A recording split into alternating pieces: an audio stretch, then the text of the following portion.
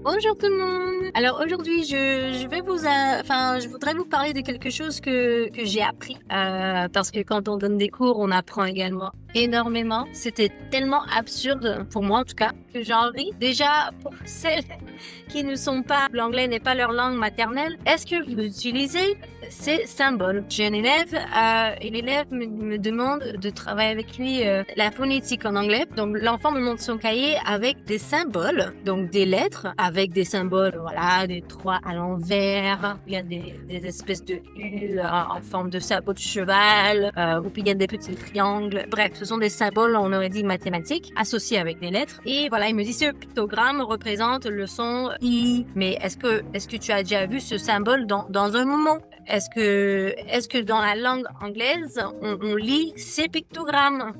Et le devoir en question, il s'est fait évaluer dessus. Il fallait représenter un mot en anglais, par exemple table. Il fallait l'écrire phonétiquement. Donc, il fallait écrire sans les lettres T-A-B-L-E.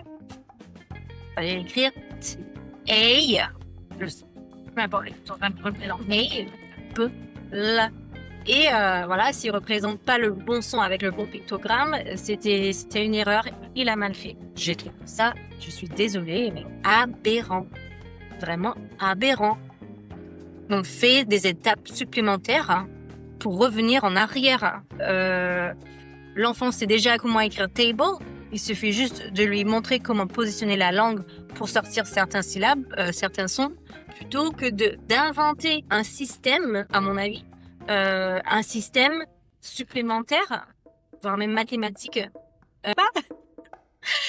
C'était vraiment absurde. Je dis, mais c'est pas comme ça qu'on apprend la phonétique, vraiment. Et je comprends en anglais, il y a le long A, short A, long I. En fait, les voyelles, ils ont des longs et des courts. Donc, dépendamment de du mot, en fait, on va le prononcer, ce voyelle-là, d'une manière différente. Un moyen efficace d'apprendre la phonétique, mais vraiment pas. Et c'est pour ça que je reviens à ceux et celles qui ne sont pas anglais d'origine, où l'anglais n'est pas leur langue primordiale. Est-ce que c'est comme ça, un, que vous l'avez appris, et deux, est-ce que ça a été plus simple pour vous de l'apprendre de cette manière-là? Vous me direz ce que vous en pensez. Je trouvais ça compliqué, mais pour rien. Mais vraiment pour rien. En tout cas, voilà, c'était le sujet d'aujourd'hui. Je vous souhaite une excellente journée et on se dit à bientôt. Bye!